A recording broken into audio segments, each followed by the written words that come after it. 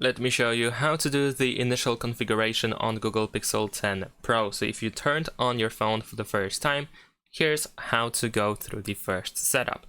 So let's press this arrow over here, and now we need to choose our language. So in my case, let's go ahead and choose English. Then we need to choose a region. So in my case, I'm gonna choose United States.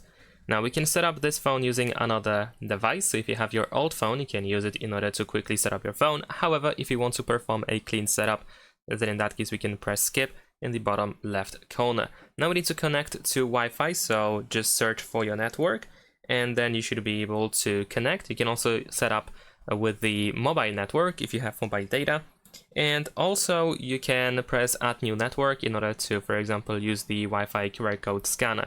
So you can tap over here in order to scan the QR code. Now in my case, I'm gonna just simply select my network and connect. And also, if the list doesn't show you your network, you can also tap on see all Wi-Fi networks. Alright, once you connect to your Wi-Fi, you should be able to see this screen where we are getting our phone ready. So just patiently wait for the next screen to show up. There we go. Now we need to choose who are we setting this phone up for. So in my case, it is for myself. Let's go ahead and proceed. Now we can sign into our Google account, so you can enter your credentials over here, and then you go next to enter the password.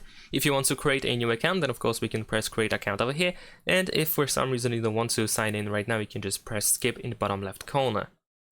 If you decide to sign in, we need to agree to Google's terms of service. Now let's wait. Now we can set up a password, a screen lock password for our phone, and by default our phone wants us to set up a PIN code. However, if you want to, you can tap on screen lock options in order to choose a different password type.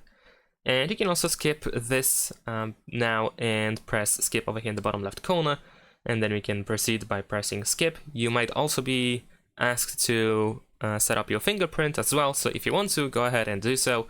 However, in my case, I will do that later. We can also do this through settings once you set up your phone, so you don't have to worry about it.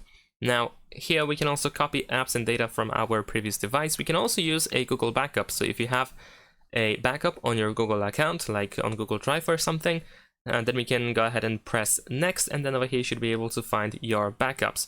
If not, then we can just press do it later in the bottom left corner, and then proceed. Now we have Google services, so we have location, Wi-Fi and Bluetooth scanning, and also usage and diagnostic data. In my case, I will disable location, and definitely you want to disable scanning over here. You don't have to have Wi-Fi and Bluetooth scanning enabled all the time, and this will definitely help you even save the battery a little bit, increase the battery life, at least slightly. And there is also the usage and diagnostic data, so in my case I'm gonna agree, but of course you can uncheck that option if you want to. Scroll all the way down and press accept in the bottom right corner. Now we can also set up our backup, so you can back up photos and videos as well as other device data that is listed over here. You can uncheck if you don't want to back up something from here, and you can then press turn on backup in order to use the Google backup, or you can press don't backup on the left side instead. Then we can choose the default browser and search engine that will be used on your phone. So let's go ahead and press next. First, we have the selection of a browser.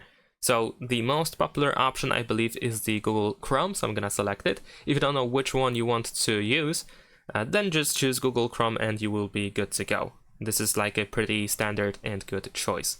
And let's press set as default. Then we have the search engine, and once again the most popular choice is of course Google, so we can go ahead and choose it, but feel free to try anything else if you don't want Google. And let's press set as default.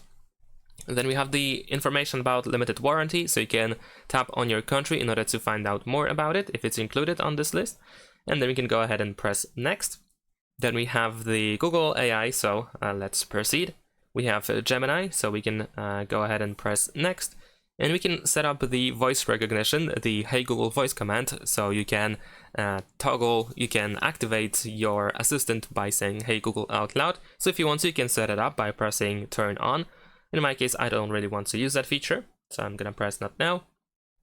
Now over here we have some more information about Magic Cues. So you can scroll down over here in order to find out how it works, what it does, and so on and so forth. And if you want to use it, we can press turn on. Then we have the Pixel Satellite SOS, so we have the information about it, and we can go press next. And then we have a quick share. Of course, I recommend you using quick share if you, especially if you transfer files between devices quite often. Then of course, quick share is a pretty convenient feature to use. And there is also the Google Pay, so you can set up contactless payments if you want to. You can add your credit or debit card. If you want to, then of course press add a card, but we can also use Google Wallet later on our phone in order to add our payment card in order to pay with our phone. So I'm just gonna skip that for now. We have some additional settings that we can use right now, but in my case, I don't really want to go through them. I just want to go to the home screen as quickly as possible. So I'm just gonna press no thanks, but in your case, of course, feel free to, for example, set up always on display or change wallpaper if you want to do that right now.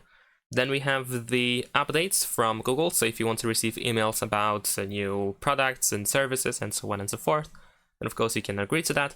I don't really want to receive that spam, so I'm just gonna press no thanks over here. And now let's wait a couple of seconds. Now we have a little instruction on how to navigate using swipe gestures. So you can press try it in order to learn these gestures if you don't know how to use them. But we can also press skip if you already know how to do that. And there we go, we are all set. As you can see, we can swipe up in order to go to the home screen. But if you prefer 3 buttons for navigation, we can tap on system navigation settings and change to 3-button navigation over here. And there we go. That's pretty much it. As you can see, now we have our home screen and the app drawer. And that's pretty much it. Thanks for watching, leave a like and subscribe.